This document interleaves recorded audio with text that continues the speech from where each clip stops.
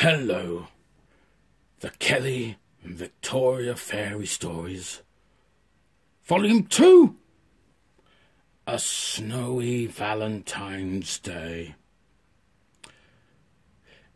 If you should happen one day to go into a garden and look behind a hedge and spy under a bush next door to a daisy, and if you looked hard and were good and always brushed your teeth, then you might, just might, catch a glimpse of a house. Victoria Fairy's house.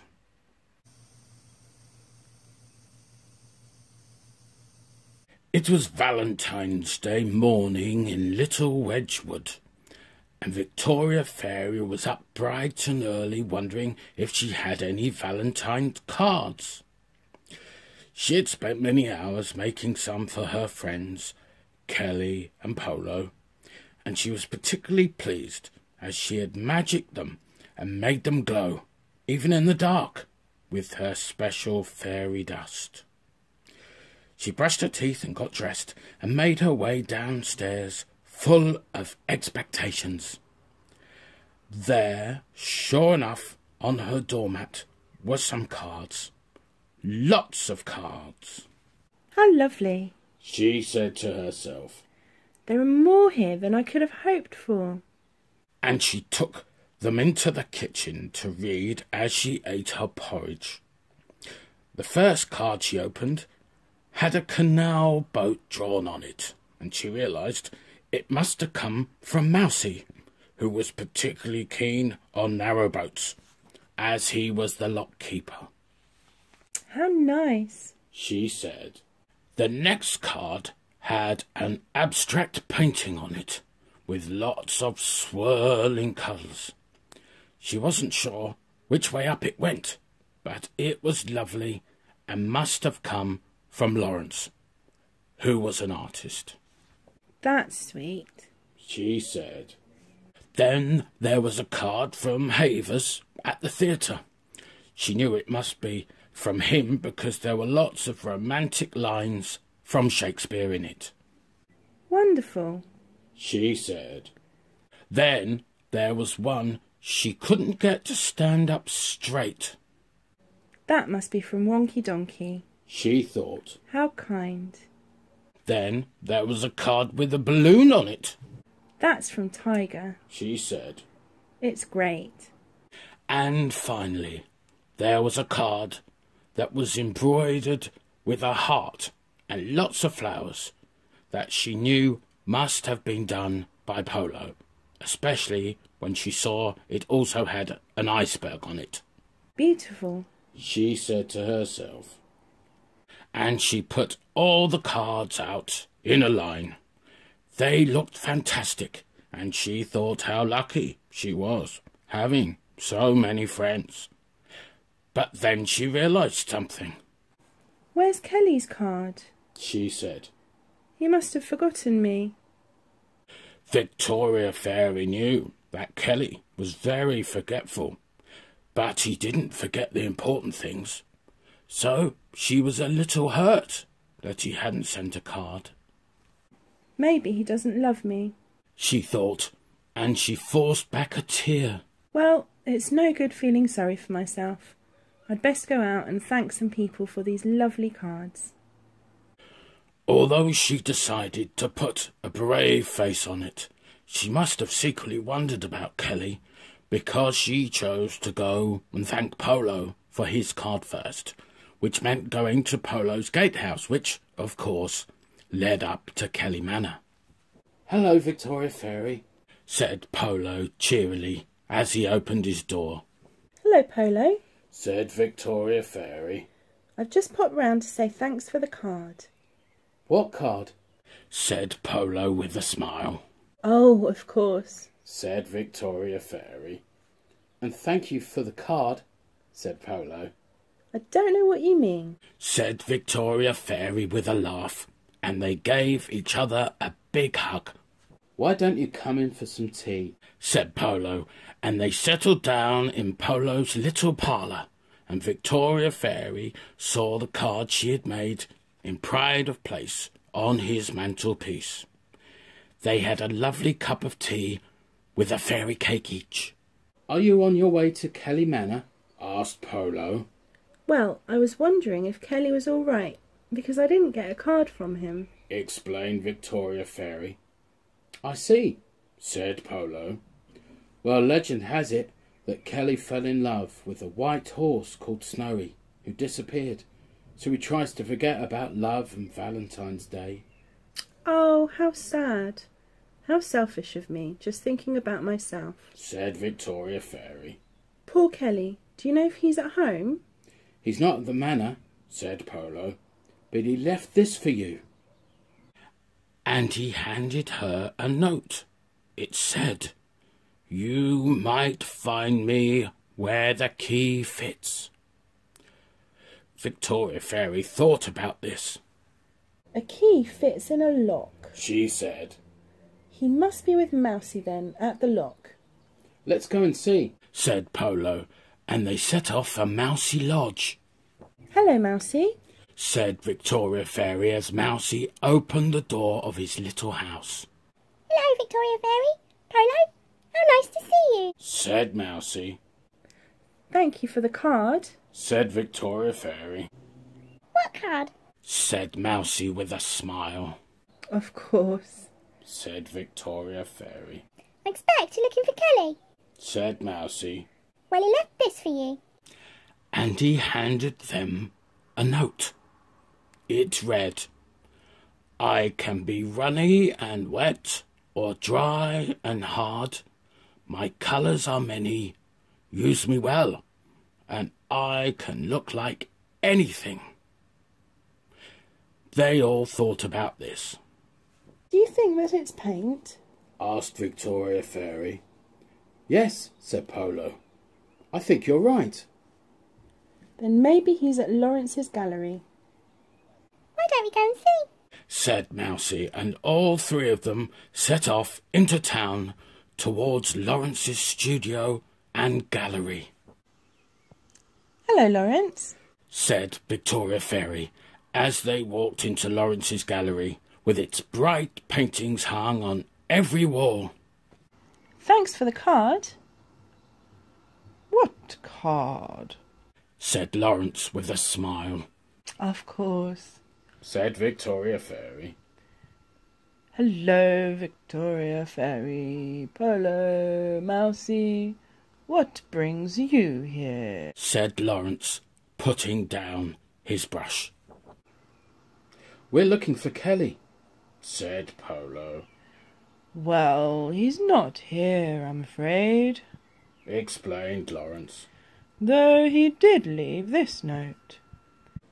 "More and more mysterious," said Victoria Fairy. The note read, "I can be rich or poor, bad or good, in any land or place. I can tell a tale. You just have to watch and imagine." All four of them thought about this. "It sounds like acting," said Polo. "Yes," cried Victoria Fairy. "He's at the theatre with Havers." So Lawrence shut up his gallery and they all set off for Havers Theatre. They found Havers practising a speech on the stage. "Hello, Havers," said Victoria Fairy. "Thanks for the card." "What card, dear lady?" said Havers with a smile. "Of course," said Victoria Fairy. "Why, hello there, Victoria Fairy, Polo, Mousie, and Lawrence. How nice to see you all."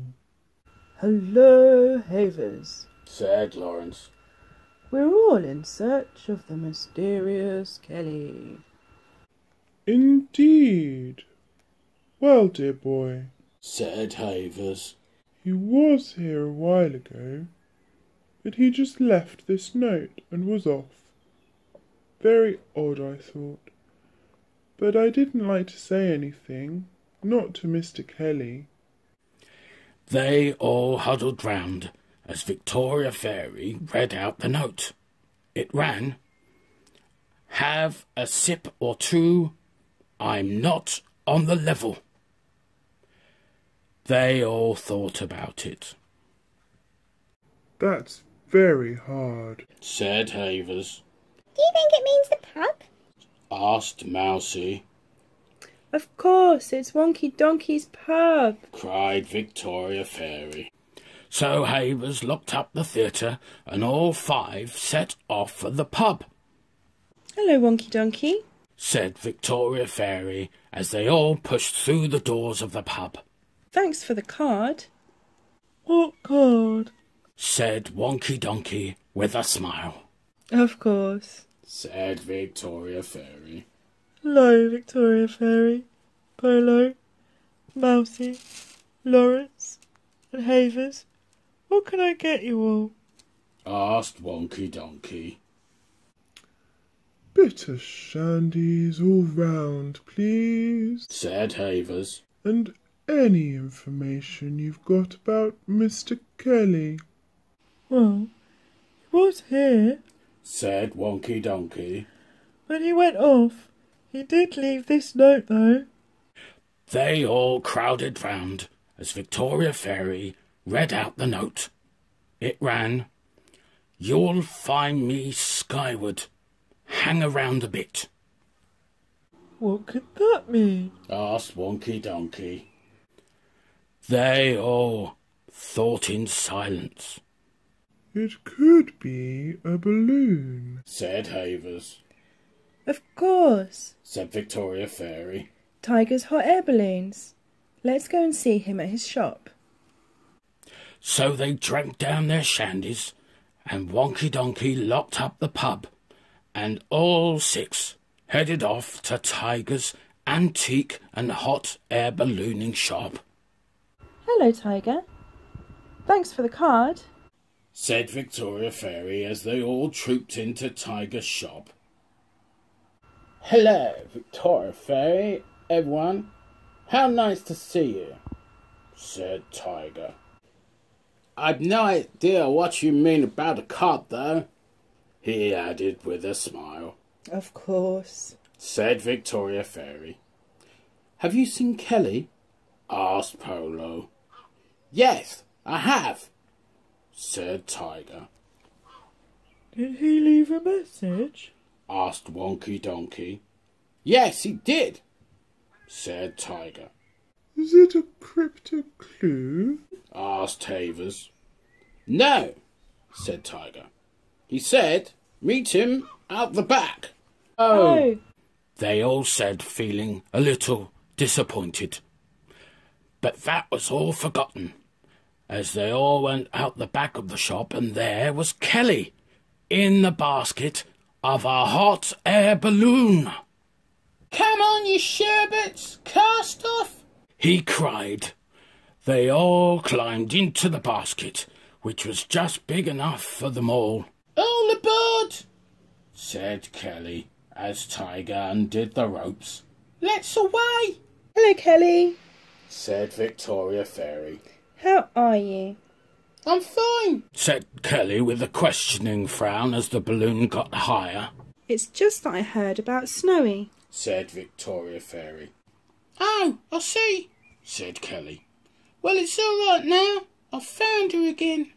Oh, said Victoria Fairy, feeling a little jealous. Yes, and if you look down over there, you'll see her.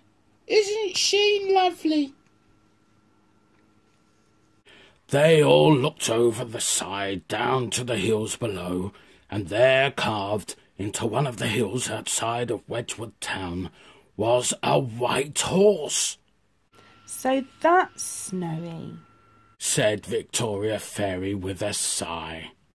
Of course, said Kelly. She disappeared a while ago when the grass grew, and I forgot where she was, but I found her again, and I made sure she doesn't disappear again. Well, that sorted that out, said Victoria Fairy, and she gave Polo a stern look, as he seemed to be giggling in the corner.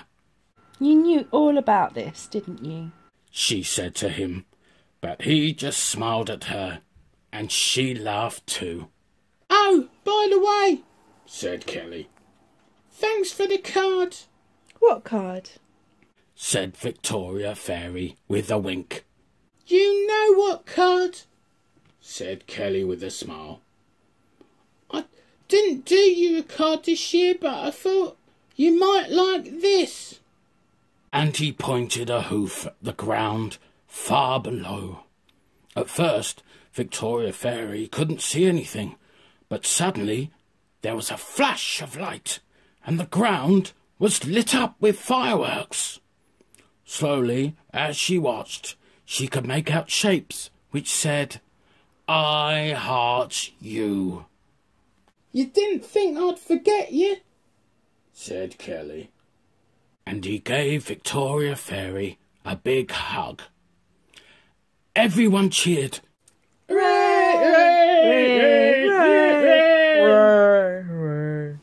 And agreed that Kelly had done a great job. And then Kelly pulled out a hamper, and they all had tea and scones in the air.